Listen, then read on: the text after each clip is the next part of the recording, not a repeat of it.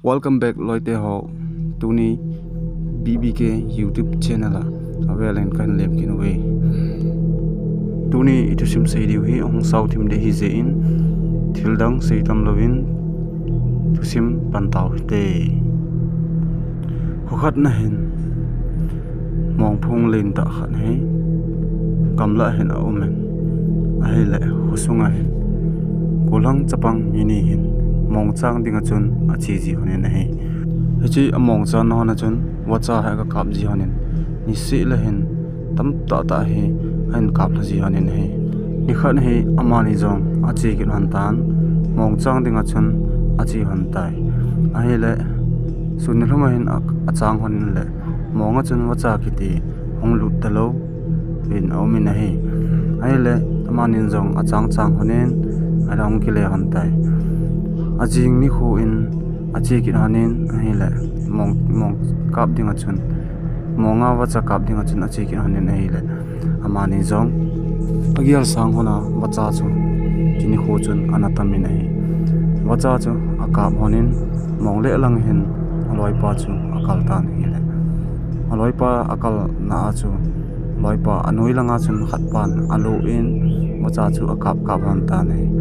aile wacha chu tampi en kap lakin hon tan pa ta ale thanom ta chun in langa ong kile hanen he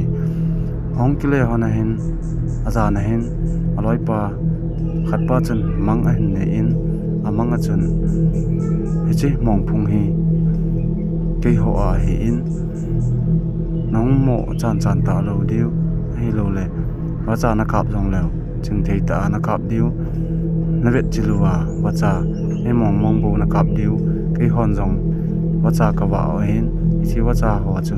nan kap kha wa he le boi the hin ji chun nong lo diu tai tin amanga chun na khet se na he ai le ajing ni kho hong tan jing kho hong wa in ama jong hong thoin mai ki phe nen alai pa ko ma chun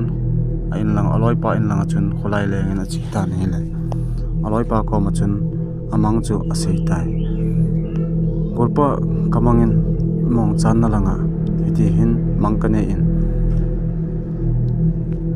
mong phung khu anei umdan hin kamanga chun wacha ho nong kap ta lo diu tin ei ne ke se nei ati nei le aloi pa chun ichi mang ho chu ipi aloi pa kom chun tot na ga asin hechi namang po chu letrina na chi a chu na ton sok theng lo hin te atin adai chawain a hile aloi pa yang chun ta atu sei chu agial nem honen imachan gial hon tapu a hile aloi khat pa chun ai he kolpa tuni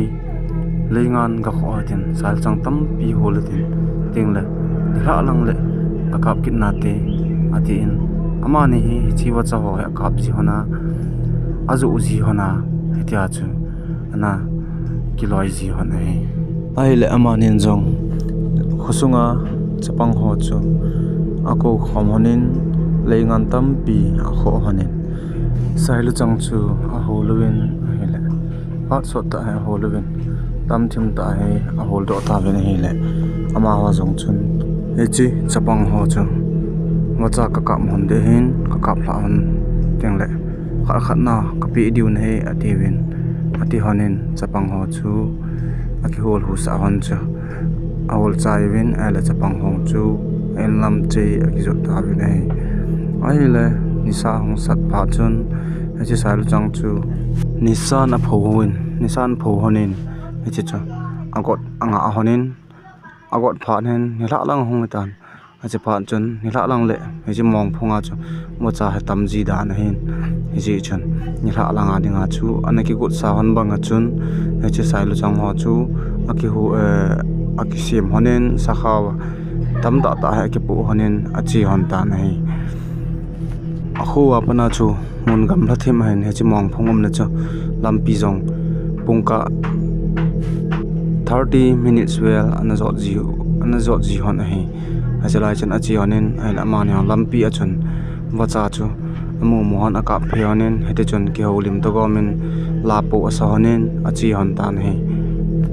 achi chi honen ai la man yang chu aga thung hon tan hechi mong phung mun chu ala atila abol ngai han bang chun aloi pa chu phunga chun mong phung achun akal kitan ala aloi pa an khat pa chun anoi langa hi anga en ai aji chu achalai mong phung noi chu tuyong long a hin wacha chu anoi langa alo lo le tui long ai chun wadung lin thim ta ai chun echi wacha ape la on ho chu alo mang ji chun aloi pa hen anoi hen anga azin aloi pa an ka phla teng le echi wacha ho chu analu a khol ji hi ai le wacha chu an ka pan han tan aloi pa chu anoi langa anem nema hong chu ho chu aloi pa chun ana kap jin khat pa chu hile achung langa pang hen achung langa sang ta akala nai cha hi akap ji le akam ho chu soibe se ji lo ahin ai le tam ta he an kap hlanin chini khu achun ima boina umloin dam selin in langa sakhaudim senen polal hil hon an ke pu honin ahung kile hon tai aile in ahung thong honin ana sei hon banga sailu chang ahol pi ho chapang ho chako khomonin wacha chu ni da thum chengin atam hol do pa chu atam pi honin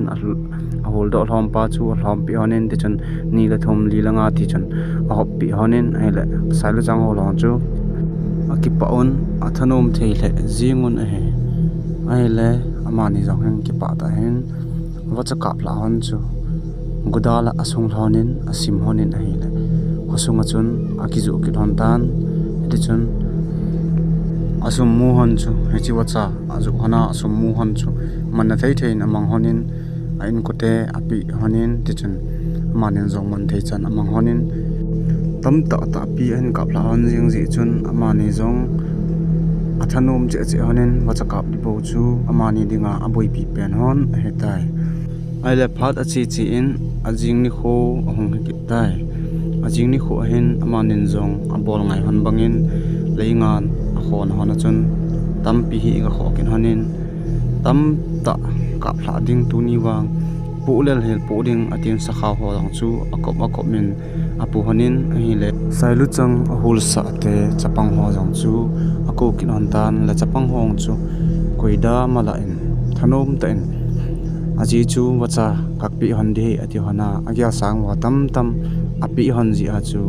echi chapang hong chu athaw no min sailu chang chu ahul ki ta ve nei a hele echi pharma sa bang chun nisa hong sekitan echi chu sailu chang ho chu an pho honin nila lang hi phi phanin amani jong echilang mong phung langa mong ga kap dinga chun akhi go kin hon tan amani jong thanom ta in heti chun ache ke honin sakhawang chu kopni kop thum cheng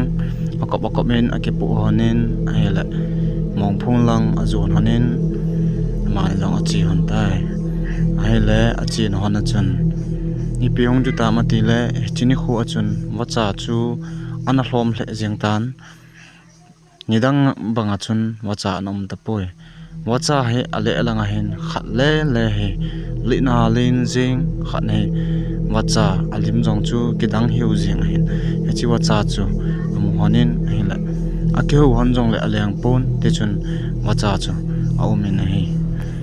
amani jong chu alung hon adongen aji chu nidanga achi hon le tamta ta ana umji chudeng le apu olel hil hon akapla ji hon hen hala chini khu achu wacha khatlele achung langa jing chu alung dong honin hala loi pa chun bai ke kaling katin nang anoi langa nanga lang hechi wacha khatlele jong le tibbe cha na ding ka kal ding ki kapla chi be ho ki pu lo le tuni hi itiam wacha he kai he atin loi pa kom chun se ta ne aloi khat pan jong henge bhai kalin ken anoya nanga nge atin hele aloi pa khat pa cha kal tai akala hele hechi wacha chu aleng di pon ama jong akale hechi wachalin ta na kom chu aphatan hi hele aman jong gopel alado in adoi je akka ma hele athipun tichun leng jong leng di lo tichun jengin hele aman jong abel ta cha ka ma kap jinga hele thidi lo asakhawa dim sena sailu chang akipu chu akap chai hiltan ai wanga chun wacha chu thing chu asi in akile hladi pon te chan ommen ai le ama jong chun aloi pa ko ma sailu chang la ding chun kang chala hin akizu hlan akomin a hi le aloi pa sakhawa sailu chang ho chu aki henin apun akal kit ta na hei le ama jong akal akalin asang long ta ai chun akal do wa pon akal do pha na chun aman jong he chi wacha lin ta pi chu akap min ama jong chu atha no ma hen ji chu ni danga wacha akap la ji hon wa nga chu ibanga lin chu akap la khanai han pon tua akap han chu akap la masak pen hon ding a hi ji a chu akap pa jong atha no min nuilanga pa jong atha no min hi ai le akap kap jinga hele azo na chun ahong kile halatai ki pa ta le thanom ta chun ma jong ahong kumin aloi pa ta chun asa khaw han chu a he han le sa khaw khan jong adol pon sa khaw ni chu at ke honin ti chun salin ki pu banga hu hin an pu hana hong hona tai ama ni jong hi in luna khusung mi te chu nga vel sa ding in luna mi ga amu sa adi chu atha hon nom wal jeng hone ai la ma ni jong he lampi a hen a e hon su in he la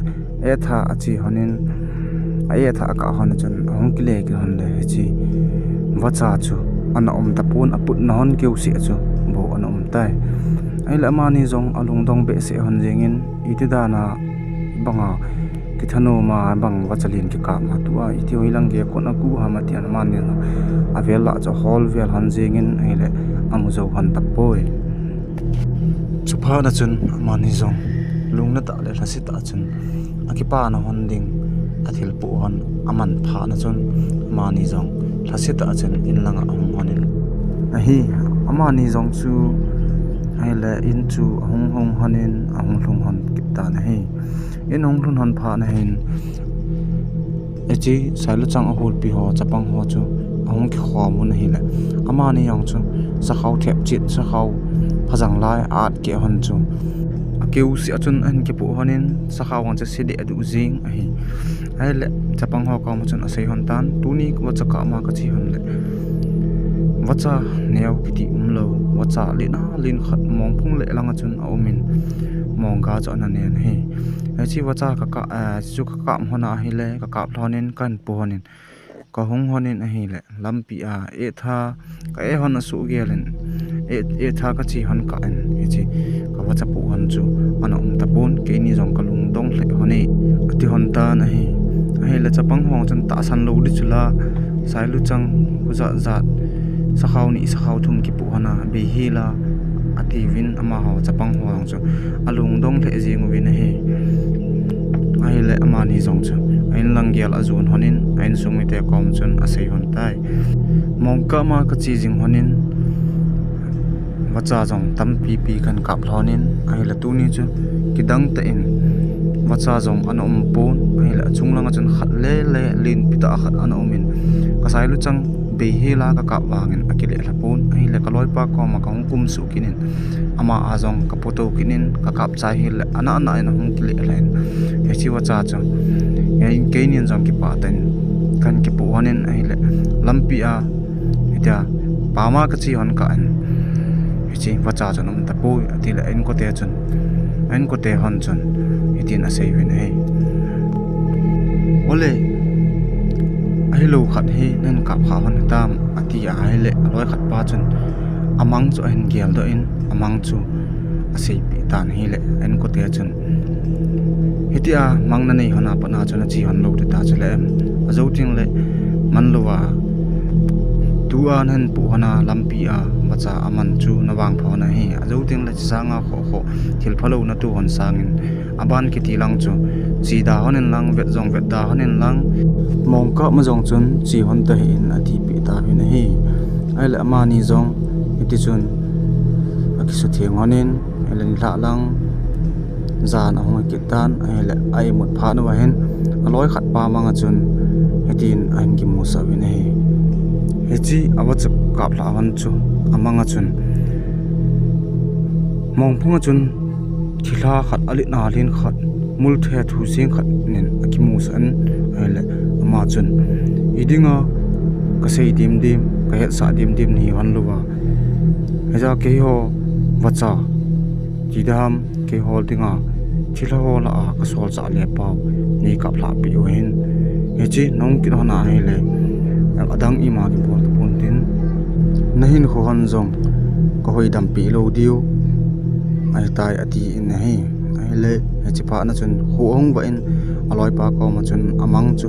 asein ai la en ko te hong chun abon cha an akal ki ti langa chi lo dinga chun aphat sa win ama ni jong chi lo chu dam na pen hin te ati an loi pa ko ma chun nang mang kana to na in tu in ke mangim nei khat kane in hechu nang mang bang banga chu hechi wa chai kap la chu thila ho la a asol cha pau a hi ati dan hi aloi pan jong hechu le em ke nong ka sei le nangin nei to cha lai pi a tia chi ma gel lo wa chi chi on in to a kunin chi data te a ki ti hon ta na hi hechi mong phung lang ki ti chu akal chu azun hon ta pu na hi gulte ho tu nya dinga thusim isei naw chan chung he tan ten hechi thusima pana ga la do the ga het do the chu hi le mong them thinga them I kap ting le zan mang ineya mangim nei ho ineya aban che lo di ti chu hechi thusima pana het do the gulte ho tu ni a ding in thusim se chu chan chun chai taw tin na bon chawin dam selon lang avelin next video a kimoto kitaw hite angai zo se na bonun dam sel taw hite